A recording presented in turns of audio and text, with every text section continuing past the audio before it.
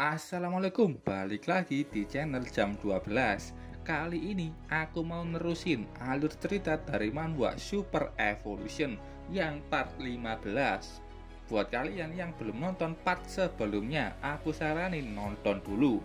Oke, langsung saja masuk ke ceritanya. Ming-hye sebelumnya sudah menghubungi Profesor Tang Hang, tapi saat itu Profesor Tang Hang tidak lagi mendengar suara Ming-hye. Keduanya sadar kalau tidak ada sinyal. Ming-hye yakin ini bukanlah kebetulan.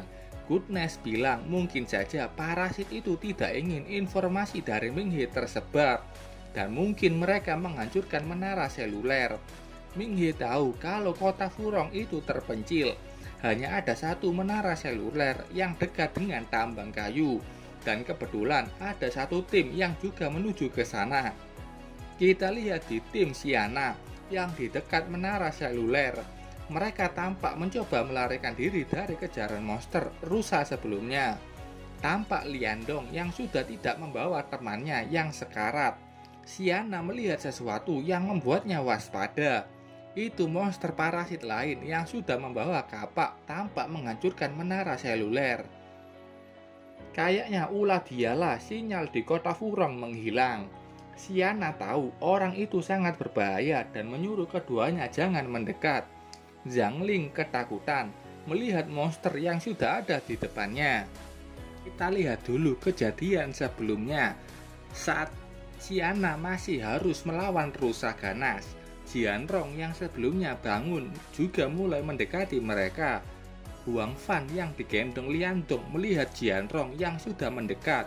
Dia ingin berteriak memberi mereka peringatan, tapi suaranya tidak keluar. Dengan sisa kekuatannya, dia melepaskan tubuh Liandong dan menjauhkan Jianrong dari teman-temannya. Liandong kaget dengan itu. Siana bertanya-tanya, bukannya kepala mereka adalah titik lemah monster ini? Kenapa Jianrong masih bisa bergerak? Jianrong seketika itu langsung menggigit tubuh Huang Fan. Liandong yang khawatir melihat itu mencoba menyelamatkannya. Siana menghentikan Liandong. Jianrong tampak membawa tubuh Huang Fan menuju ke suatu tempat. Siana menyuruh keduanya untuk segera lari, kalau tidak ingin menjadi korban selanjutnya. Saat mereka mencoba berlari dari tempat itu, rusa monster sudah sampai di depan mereka. Siana mengambil satu anak panah, mengingatkan juniornya untuk tetap berlari. Siana sudah menembakkan anak panah itu. Dan saat rusa itu sudah mendekat, anak panah yang ditembakkan Siana mengeluarkan jaring yang menangkap rusa monster. Dengan kondisi itu dia tidak bisa mengejar ketiganya yang sudah keluar dari pabrik kayu. Tapi keadaan aman mereka tidak lama. Mereka bertemu monster lain di menara seluler. Zhang Li menangis ketakutan padahal dia masih murid baru, tapi sudah menghadapi kejadian seperti ini. Siana kesal melihat kantong amunisinya yang sudah habis. Dia terlalu banyak menggunakannya untuk kabur dari rusa monster. Monster kapak sudah maju mendekat. Dari gerakan itu Siana tahu kalau kali ini lawannya mempunyai gerakan lambat. Dia berhasil menghindari serangan kuat dari monster kapak. Siana mundur, mengatakan kalau monster ini gerakannya lambat tapi sangatlah kuat. Mereka terdesak. Selain Siana yang kehabisan anak panah, rusa dan Jianrong yang di pabrik kayu pasti bisa menyusul mereka. Apalagi monster kapak ini menghancurkan menara seluler. Mereka tidak bisa meminta bantuan. Liandong bilang akan mengalihkan perhatian monster ini selagi Siana membawa Zhang Li kembali ke kota. Siana yang senior tidak menginginkan itu, tapi Liandong meyakinkannya dengan membuka tasnya, mengeluarkan senjatanya. Itu bumerang besar. Dia meyakinkan Siana dengan kemampuannya. Liandong melemparkan bumerang besar itu dan mengenai monster kapak. Itu berhasil mendorong jauh monster kapak. Siana mendengar suara yang diyakini milik rusa monster. Liandong menyuruh keduanya segera lari duluan. Liandong meyakinkan diri sendiri akan menangani mereka. Monster kapak berteriak meningkatkan kekuatannya. Liandong kembali melemparkan bumerangnya. Berbeda dari sebelumnya, monster kapak berhasil menangkap bumerang itu. Liandong lari setelah tahu lawannya ini lebih kuat. Tapi saat itu muncul rusa monster yang sudah sampai menyusul mereka. Liandong terus berlari dari kejaran rusa monster sampai di hadapan satu jurang. Tanpa pinggir panjang, Liandong segera melompat. Dia juga mengeluarkan bumerang kecil merah dari tasnya. Liandong mengikat bumerang itu dengan tali dan melemparkannya ke pohon seberang. Berkat itu, dia bisa menyeberangi jurang dengan aman. Rusa itu berteriak marah membiarkan mangsanya berhasil kabur. Kita balik lagi ke Minghe. Minghe sampai ke kota. Kota awalnya masih terang dengan lampu, tapi setelah itu listrik mati. Minghe melihat seseorang di depannya. Dia mengira itu monster, tapi itu hanya kakek tua yang sebelumnya ditanyai Minghe. Kakek itu bertanya, kenapa Minghe berlari buru-buru seperti itu? Minghe mengatakan untuk memperingati warga agar segera menuju ke tempat aman secepatnya. Kata kakek itu, kota mereka punya satu tradisi. Apapun yang terjadi, mereka akan berkumpul untuk makan-makan di perjamuan yang akan diadakan setiap hari Jumat. Itu diadakan di aula leluhur. Minghe memberitahu kalau kota dalam bahaya. Beruntung semua orang sudah berkumpul. Dia bertanya apakah kota Furong ada shelter atau tempat aman lainnya. Katanya ada, dan itu tepat di belakang aula leluhur. Ada tempat perlindungan bawah tanah besar di situ. Minghe awalnya ingin kakek itu menyampaikan pesan, tapi mengurungkan niatnya setelah melihat kakek yang sudah tua itu. Tapi kakek itu bilang dia masih punya kendaraan dan bisa menyetirnya. Kakek itu akan menyampaikan pesan Minghe dengan sangat cepat. Minghe senang mendengar itu dan sudah melihat kakek itu yang sudah berangkat menuju ke aula leluhur. Minghe yang masih di sana melihat ada satu rumah yang terbuka. Dia masuk ke dalam dan ada satu orang yang masih di situ. Minghe memberinya peringatan untuk segera berkumpul ke aula leluhur. Wanita itu tampak sedang makan ayam mentah. Dia masih belum kenyang, bahkan setelah memakan banyak hewan ternak. Wanita itu menoleh ke Minghe dan langsung melompat menyerangnya.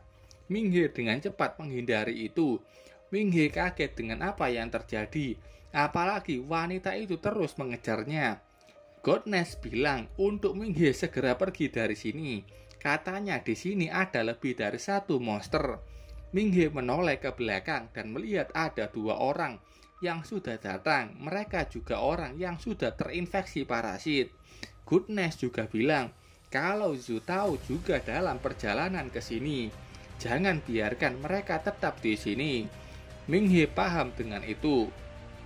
Minghe melompat ke atap rumah. Dia berlari menghindari serangan monster parasit. Minghe mendengar suara dari kejauhan.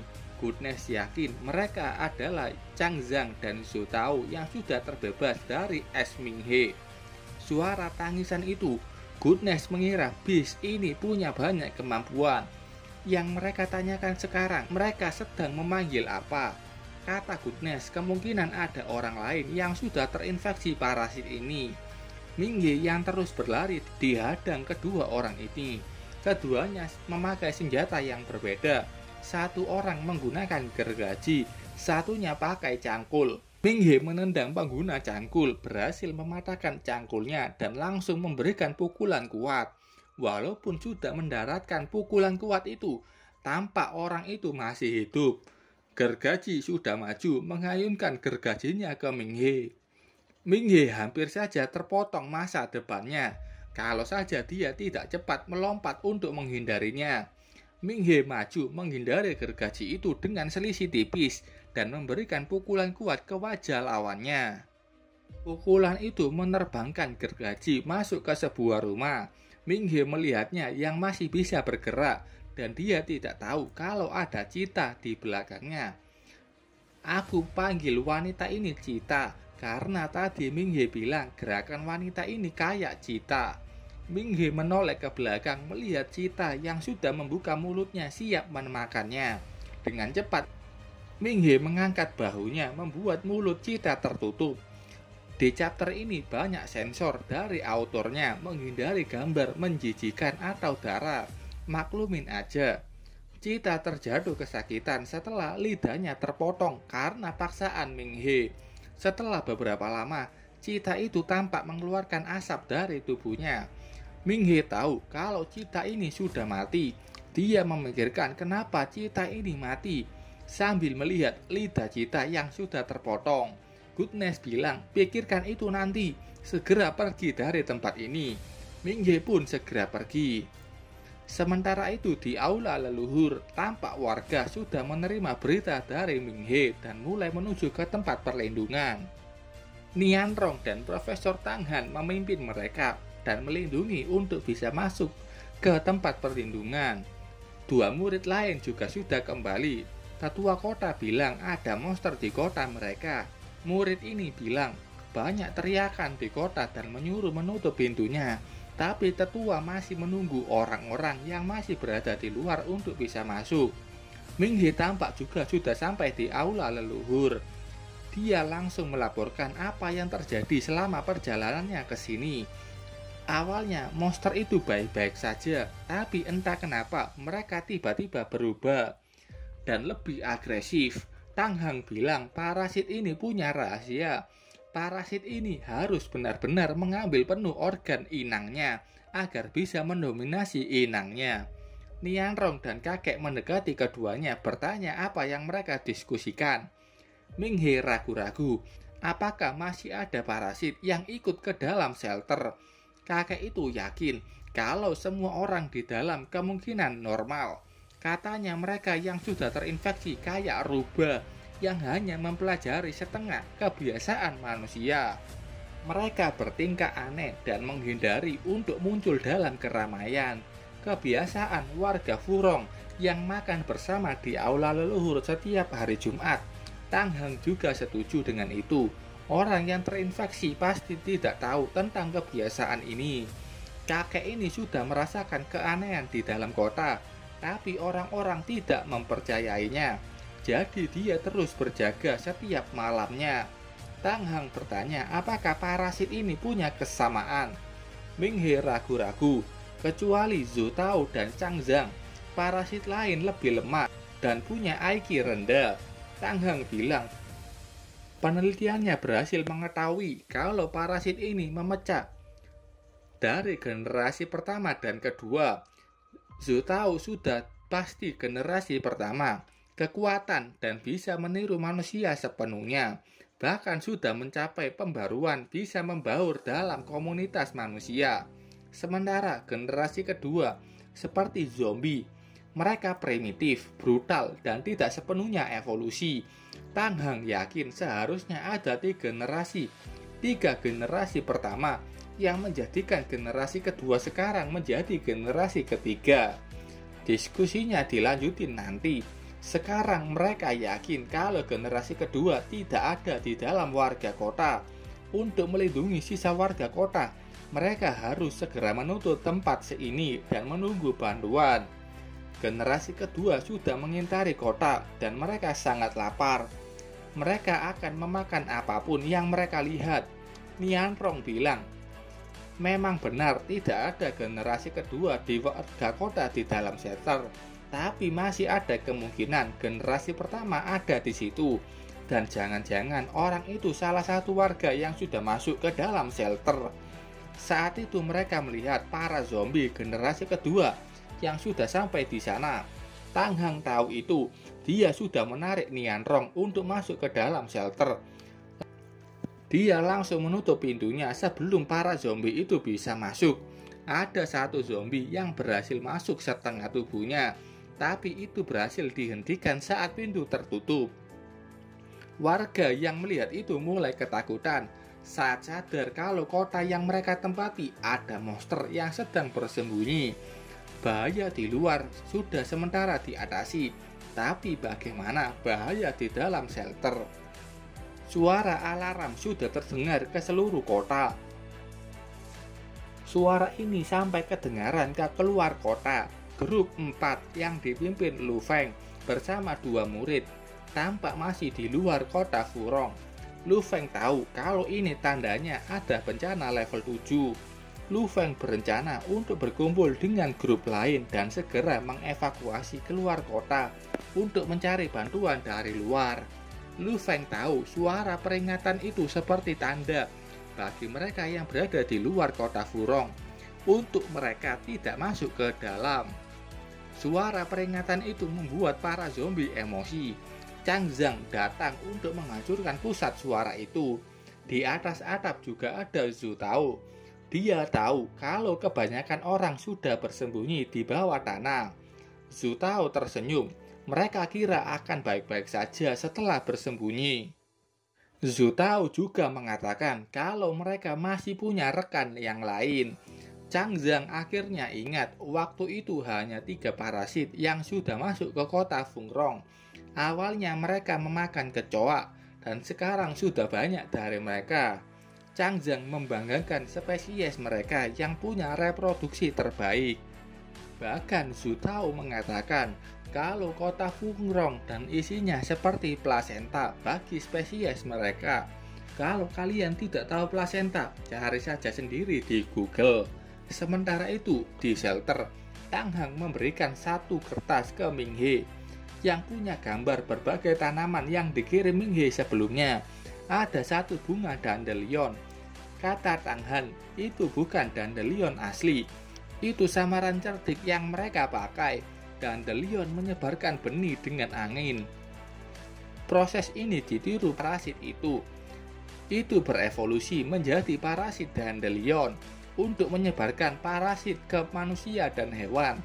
Dengan ini ada parasit bis yang lebih kuat dan menakutkan. Ming He mengatakan perkiraannya Wang Jun yang suka memancing terkena parasit dandelion dan membawa generasi pertama itu ke rumahnya. Spora generasi pertama masuk ke tubuh istrinya Zhu Tao dan menjadikannya inang. Menjadikan Wang Jun sebagai boneka karena Wang Jun memancing setiap malam. Satu alasannya pasti menghilangkan bukti korban Zhu Tao dan juga memberikan makan teman-teman Zhu Tao yang berada di dalam air. Di sini Ming He bertanya, di mana parasit yang lainnya? Tang Hang mengeluarkan tabung kecil yang berisi parasit. Dia berkata kalau ini adalah salah satu generasi pertama.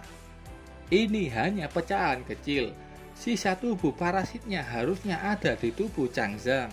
Ming He mengingat setelah mengalahkan parasit itu di air. Saat di tubuh Chang Zhang dia bilang sudah bertemu di danau. Tang Hang memberikan mereka kode name. Zhu Tao si dandelion parasit disebut Queen.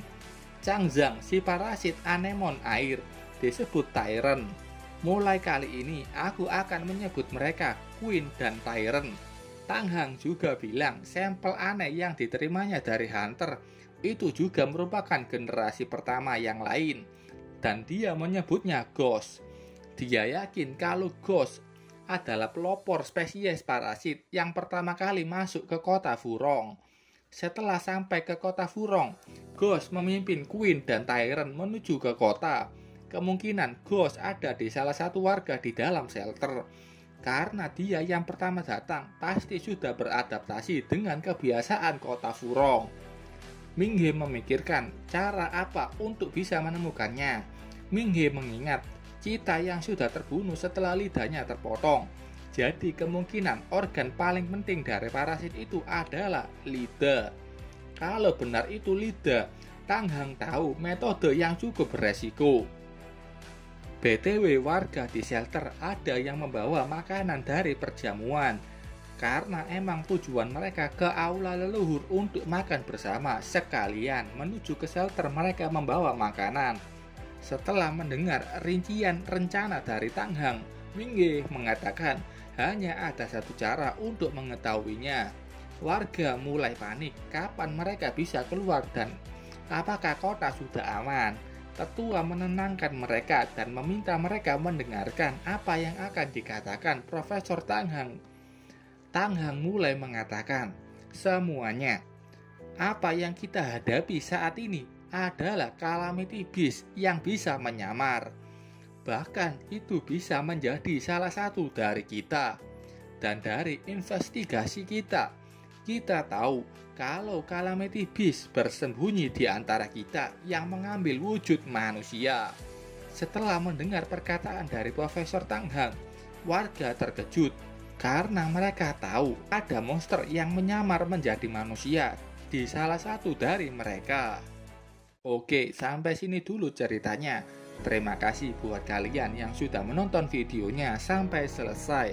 Salam jam 12. Bye-bye.